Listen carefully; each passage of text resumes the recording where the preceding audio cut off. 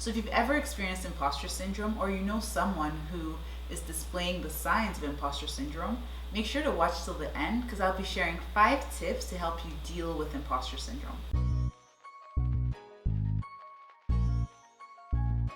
So before we get started, I would like to introduce myself if this is your first time watching me. My name is Amara, and I like to think of this channel as a place where personal growth and development and online business come together. And I share tips and tools to help you achieve your version of success in life and business. And so if those sound like things that you would be interested in, make sure to subscribe to join the community. I post new videos every week, so also hit that notification bell so you don't miss an update. So I made a post on Instagram a couple of weeks ago where I talked about imposter syndrome.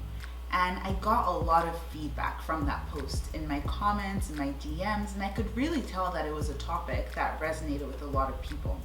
And so today I'm going to be talking about imposter syndrome. I'll be sharing some of my experiences as well as ways that you can overcome or deal with imposter syndrome in your life, in your career, and in your business. I feel like imposter syndrome is one of those things that tends to kind of creep up on you when you least expect it. So it's really important to understand it and know how to deal with it so that if it does show up for you, you know you're prepared and you know how to move forward. So I think a really good place to start would just be by defining or explaining exactly what imposter syndrome is. And I think of imposter syndrome as a feeling. It's just that feeling of inadequacy despite having clear evidence of success. And so a person with imposter syndrome will achieve success or get to a place that they've always wanted to be. And they may think or feel like that their success is based purely on luck and not their own hard work or their own ability. And so what happens is people with imposter syndrome just won't enjoy their success. They feel like someone is going to eventually come out and expose them as a fraud. And that's how it gets the name. People with imposter syndrome, they feel like an imposter. They feel like eventually someone is going to come out and expose them as a fraud, even though that success and where they're at is really well deserved. Really, to me, imposter syndrome comes from a place of just low self-esteem.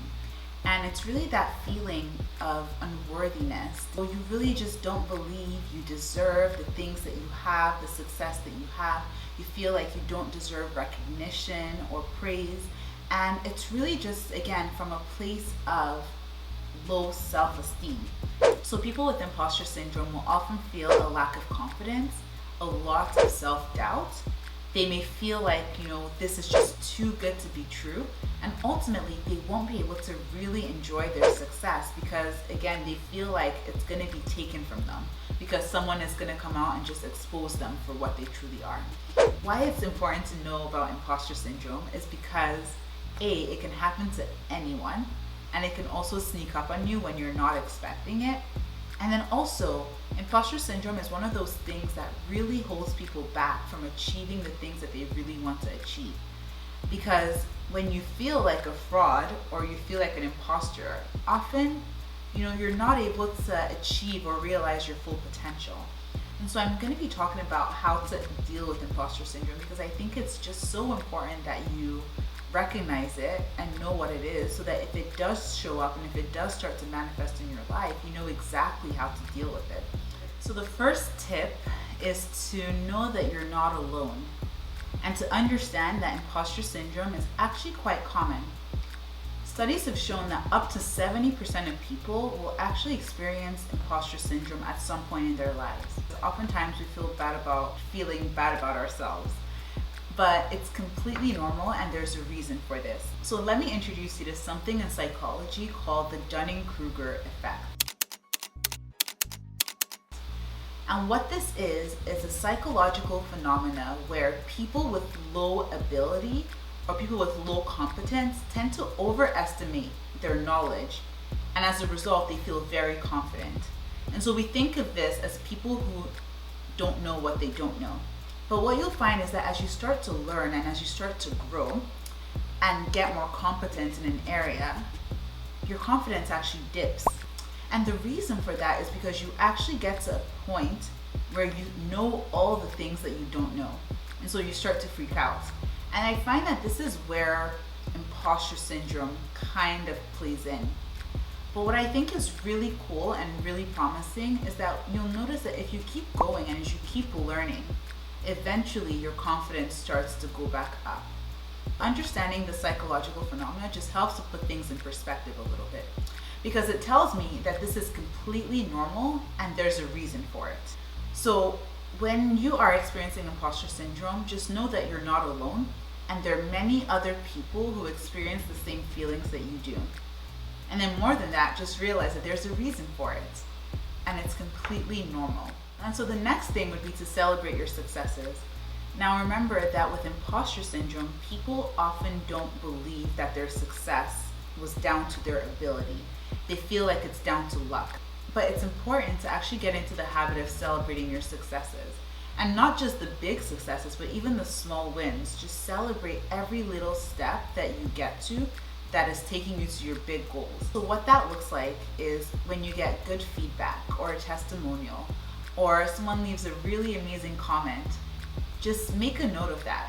And you can actually keep a file where you put all of these great things that people are saying about you and all of the successes that you have. Keep track of it so that when you are experiencing imposter syndrome and when you do feel low or down, you can always go back to that place and just review that and remind yourself of just how awesome you are and of the fact that you were able to accomplish all of these amazing things before. Also remember that it's not just the big successes that you should keep track of. Keep track of the little things as well, because those little things will help you to just feel more confident in your day-to-day life.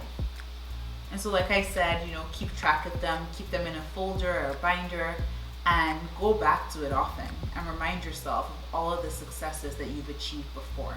Now, my third tip would be to know your worth. Now, even though I've just talked about tracking and measuring your success, it's important to realize that your worth is not dependent on your successes. It's also not dependent on your failures. You're completely worthy exactly the way you are. And so just remind yourself of that. Realize that there's nothing anyone can do or say that's going to take anything away from your worth. And there's also nothing that can be done, nothing that you can achieve that will add to your worth. You are enough exactly the way you are, and you are worthy exactly the way you are. So understand that and know that your worth is not tied to things. It's not tied to events. It's not tied to position. It's not tied to your success. Your worth is independent of all of those things. My fourth tip would be to talk to someone you trust and share your experiences with them. One of the things with imposter syndrome is that it can actually feel quite isolating. A lot of times you may feel like you're the only person dealing with this, or you're the only person who knows how it feels, and that no one else can possibly understand you. But remember, I talked about the fact that it's actually quite common, and the person you're talking to may actually have experienced imposter syndrome before, and they may be able to give you some tips and some pointers on how they were able to overcome imposter syndrome in their lives. So just by talking to people, you're able to get a fresh new perspective on how to deal with things. Another thing that I found is by talking to people, especially those who are close to you, they're usually able to give you an outsider's perspective on your life, because let's face it, we're usually our own worst critic. So by talking to someone, they can remind you of all of the successes that you've had before and how hard you've worked to get to where you are. So by talking to people, it really just gives you, again, that fresh outsider's perspective that you're usually just not able to see. So my last tip would be to fake it till you make it. So nothing in life is really that easy that you just get a hang of it overnight. It's true with imposter syndrome as well. It's going to take you time to really get to a place where you're able to fully overcome it. But you just have to put one foot in front of the other and just keep taking action and fake it till you make it.